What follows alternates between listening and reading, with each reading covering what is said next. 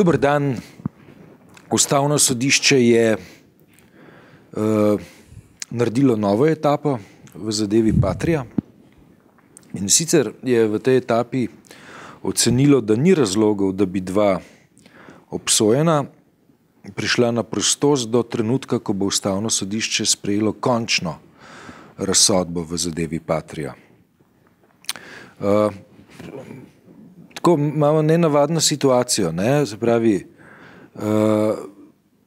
Janez Janša kot en obsojeni je šel lahko na prostost zaradi nekih posebnih okoliščin, druga dva pa ne, ker te posebne okoliščine niso tako izrazite. Kaj pa je enakost pred zakonom? Ja, se veš, ustavno sodišče se ima za razlagalca zakonov oziroma ustave celo. Tako da je, ja, v bistvu imaš prav, ne, enakost pred zakonom v tem primeru je vprašljiva, preprosto zato, ker gre pač po mnenju ljudi, ki se na pravo spoznajo, za popolnoma enako materijo. Ne. V vseh treh primerih eden, se pravi Janša, je bil obravnavan po enem ključu, preostala dva, to sta pa Crnković pa Krković. Krković sta bila pa po drugem ključu, no in to je sporno. Ne to, kako so odločili, ampak da so različno odločili, je sporno pri poznavalcih, ne, ker jaz sem pristaš, da se je treba zanašati na stroko, mislim, ker gre za strokovno vprašanje, ne za vprašanje, ali so krivi ali niso krivi, ali da so to storili ali to niso storili, ampak se mi zdi, da gre za še eno dejanje, v katerem si ustavno sodišče nekako znižuje ugled, ne, ali pa si dopušča očitek, da so politični motivi kar dost močni pri odločanju, ne. Predvsem zato, ne, gledal sem soočenje soočenje pač mnenji dr. Kristana pa dr. Šturma na nacionalni televiziji, in je dr. Kristan pač opozoril na to, da v primeru izpustitve Janše, ne pa Krkoviča, so prevladovali ne strokovni, ampak politični argumenti. To se pravi, da je nekdo, ki je v parlamentu, pač lahko prikrajšan za neke pravice, ki so širšega pomena, ki so zvišenega pomena. Dolžnosti ali pa poslanstva. Poslanstva in tako naprej. Skratka, dobro, dr. Šturm se je s tem seveda strinjal, ampak je hotel povedati, da bi tudi druga dva morali spustiti, zato ker so itak nedolžni. Ne? Ja, to, kar mene muči, ne? Zdaj tako, ne? Na eni strani imamo načelo enakosti pred zakonom, ne? Potem je pa zraven v oklepaju, vsaj v teoriji, zapisan nekako tako, ne, da enakost pred zakonom obstaja v enakih ali pa primerljivih okoliščinah. Ne. Ja. Zdaj, ali so okoliščine oseb Janša, Krković, Črnković enake ali ne? Ne. Zdaj, Janša nedvomno je opozicijski voditelj. Ne. Krković pa Črnković pa pač to nista. Ne? Pravi, so okoliščine morda, ne, na nek način drugačne. Tukaj ima Kristan prav, dr. Kristan ima prav. To ni pravni, ampak je politični argument. Torej, mi na ta način, v bistvu mi dva nisva strokovnjaka in ne bova pravnikov zdaj mogla naučiti nečesa, kar oni že ne vejo, ali pa nekaj, kar je med njimi sporno. Se pravi, na tej ravni mi dva ne morava konkurirati. Gre pa za nekaj zelo temeljnega in logičnega. Ne? Mingrede se je dr. Šturm skliceval na Boštjana Mazupančiča, ki se je skliceval na logiko, ki naj bi se skliceval na logiko v teh zadevščinah. In nekaj je tukaj logično. Ne? Če ustavno sodišče pač presodi v enakih primerih različno, pomeni, potem je treba kvalificirati to različnost. Ta različnost je v stopni političnosti, politikuma. Ne? Sprav zato, ker je nekdo poslanec ali pa celo vodja neke opozicijske poslanske skupine, je več vreden kot drugi. In zato ima to večjo težo, po domač povedano. Ja. No, s tem se pa jaz ne strinjam. Čisto enostavno, zaradi tega, ker ustava ravno govori, da smo enaki pred zakonom, enaki v temeljnih človekovih pravicah, enaki v svoboščinah, enaki v osebnih okoliščinah in tako dalje. Torej, v čem bi lahko bil nekdo, ki se ukvarja z politiko, drugačen, kvečemu, če bi šli v logiko pozitivne ali pa diskriminacije, ki bi rodila ravno obratno logiko, da bi nekoga mogli zapreti zato, da ne bi škodo delal, kakršno je že storil, po analogiji bi lahko delal še večjo, ne? Se pravi, bi tudi to bilo možno. Protiargument za Janšo bi bil, da je treba ona dva spustiti, zato ker eden lahko utrpi podjetniško škodo, drugi pa pri vzgoji otroka, ki odrašča, medtem ko bi morali tretjega, to je Janšo, pustiti zaprtega, da ne bi delal še večjo škodo, kot jo je že. V politiki. V politiki. To bi bil recimo protiargument, po katerem bi vsi planali. Ja. Ko pa ta argument damo na -1, pa ga afirmiramo, pa naenkrat se sliši logično in s tem si gremo tihi apartheid, da je politika nad drugimi stvarnostmi, družbenimi stvarnostmi. Tihi apartheid, to pa težka beseda. To je težka beseda, češ, da je politika več vredna kot gospodarstvo in vzgoja. A lahko argumentiraš proti temu? Lej, ampak zdaj tako, ne, veš, če imamo nekaj, ne, čemur se reče demokracija, ne, demokracija ima eno elito, ki je vladajoča elita, ki je vladajoča koalicija, ne, imamo na drugi strani opozicijo, ne, se pravi nek rezervni elitni ešalon, ne, pač ti dve vejci iste oblasti, ne, naj bi bili med seboj približno uravnoteženi. Ne. Če z te druge veje list predsednika največje opozicijske stranke odpade, ne, se ravnotežja podrejo.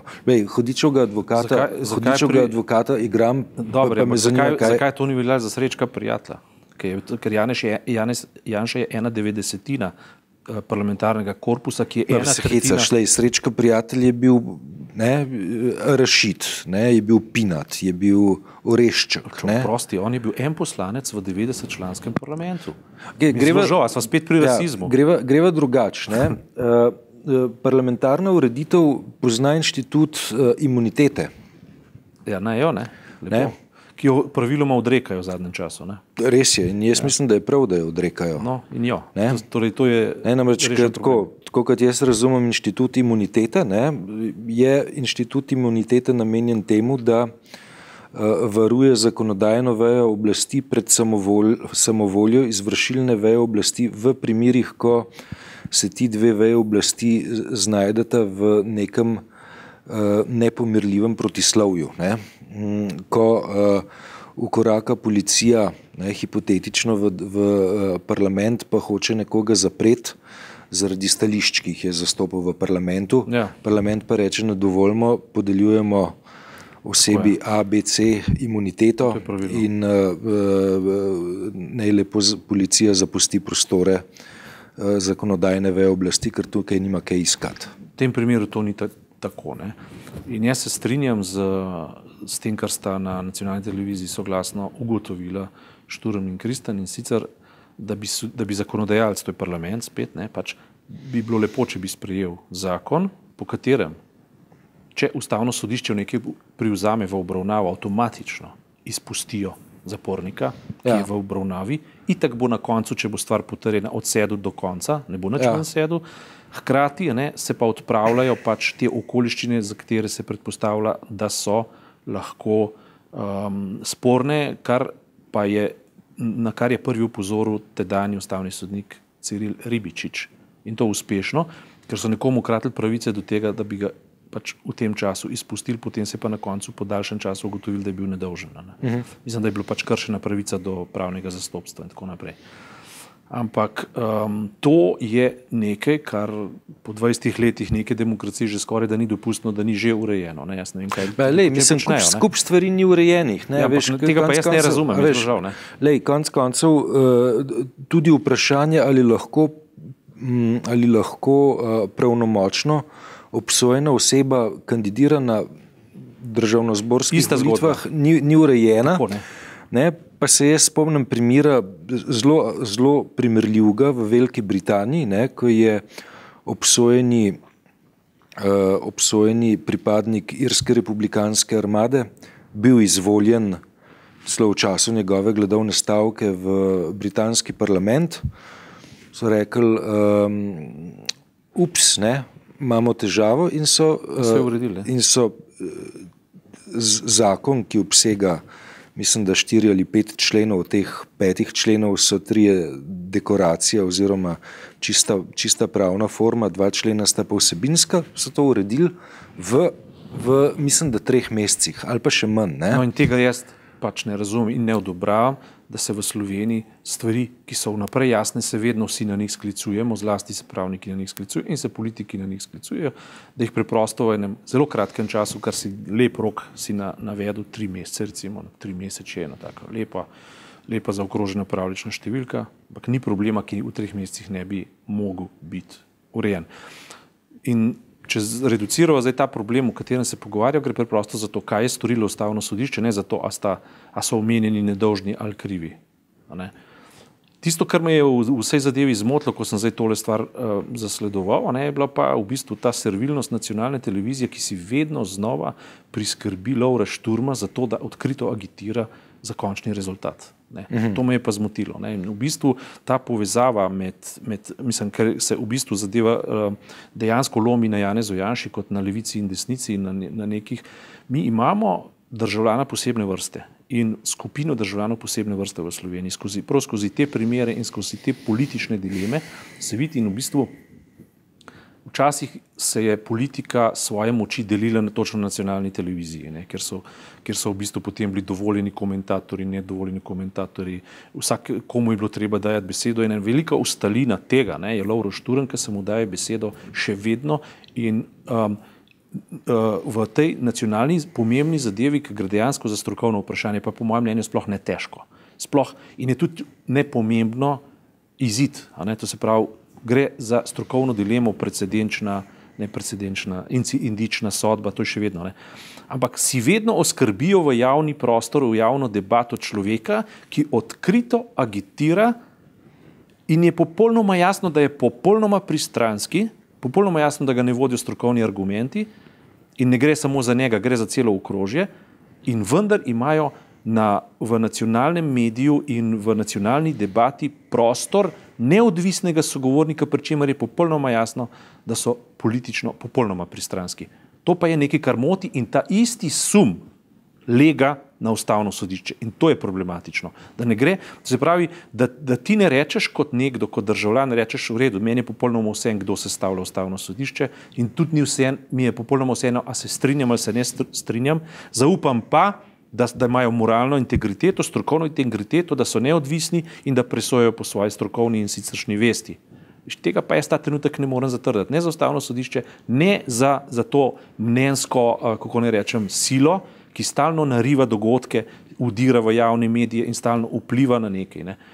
In to v imenu stroke. Veš, če bi recimo Lovro Šturm prišel, bodi si v imenu, ne vem, tistega Zbora za republiko, ki obstaja ali pa ne obstaja več, ne vem, pa bi rekel, jaz sem preprosto pristranski človek, ki tako in tako misli, zato in to agitira, sem aktivist in bi povedal svoje mnenje. To me ne bi motilo.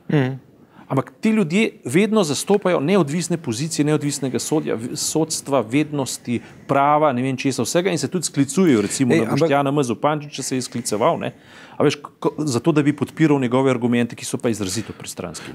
Mislim, jaz sem pa pred dnevi dobil mail Boštjana M. Zupančiča, kjer je izrecno napisal, da v zadevah Patria on z nikomer ni govoril nič. Tako da sklicvati se na njega... To si že prejšnjič povedal, zdaj sem bil zato prav pozoren, ker sem opazil, da se je točno v včerajšnjih Odmevih skliceval na njega. In to tako dvakrat zapovrstjo in to izrecno.